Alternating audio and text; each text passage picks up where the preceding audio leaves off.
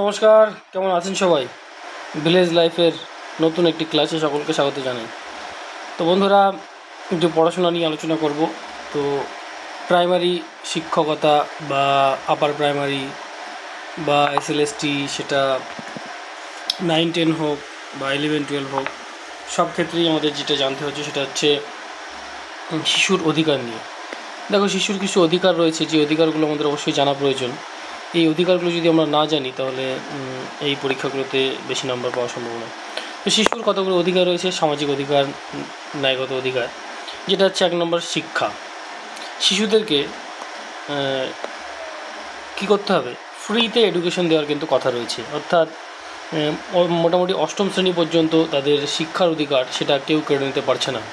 অর্থাৎ এই 8ম শ্রেণী পর্যন্ত তাদের যে শিক্ষার অধিকার সেটা আমাদের সংবিধান অনুযায়ী ভারতবর্ষের তারা কিন্তু পাচ্ছে। এছাড়াও রয়েছে তারা কাজ করবে না, তাদের দ্বারা কোনো কাজ করানো যাবে না। অর্থাৎ যারা পিতামাতা রয়েছে তাদের উপর পুরো দায়িত্ব তাদের খাবার সংগ্রহ করা, তাদের পুষ্টি, সমস্ত দিকের যে ব্যাপারগুলো রয়েছে সেগুলো দেখা। তাই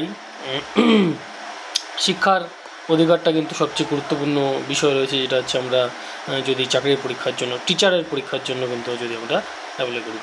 এই শিশুর অধিকারের কতগুলো শ্রেণীবিভাগও করা হয়, তাদের কী কী, যেমন শিক্ষাগত অধিকার রয়েছে, তাদের যে ন্যায়গত অধিকার রয়েছে, তাদের পুষ্টি খাবারের জোগানের কথা রয়েছে, ঠিক আছে। এছাড়া জাতিসংঘেও কিন্তু এই বিষয়গুলো আলোচনা হয়েছে এবং প্রতিটা গুরুত্বপূর্ণ দেশ এই বিষয়গুলো মেনে চলে এবং এটা অবশ্যই মেনে চলা প্রয়োজন। এবার যদি বলি এই অধিকারের প্রয়োজনীয়তা কী, শিক্ষার যে অধিকার, শিশুর যে অধিকার, সেই অধিকারের প্রয়োজনীয়তা কী? দেখো, একটা দেশের যে দেশটা নির্ভর করে কার উপর? আজকে শিশু কিন্তু ভবিষ্যতে বড় কিছু হবে, তাই না? যারা বয়স্ক মানুষ তারা তো একদিন চলেই যাবে, আমরা সকলেই জানি, কিন্তু যাদের উপর দেশের দায়িত্ব, যাদের কিছু সমস্ত কিছু থাকবে, তারা হচ্ছে এই শিশু। তাই এদের কথা ভেবেই কিন্তু আমাদের সমস্ত কিছু করতে হয় এবং এই জন্য কিন্তু এই অধিকারের প্রয়োজনীয়তা, শিক্ষার অধিকারের বা শিশুর যে অধিকার সেটা কিন্তু আমাদের জানার প্রয়োজনীয়তা রয়েছে। তো শিশুর অধিকার সম্পর্কে বিস্তারিত রয়েছে আলোচনা। সেটা হচ্ছে তোমাদের, আমি যেটা পড়ছিলাম আপার প্রাইমারির একটা বই, যেখানে হচ্ছে শিশুর অধিকার নামে একটা চ্যাপ্টারে রয়েছে। তো তোমরা সেখান থেকে আরও বিস্তারিত জানতে পারো। আমি জাস্ট এটুকুই বললাম যতটুকু আমার ধারণায় এসেছে।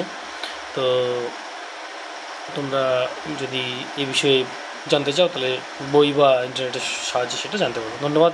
ফিরছি খুব তাড়াতাড়ি।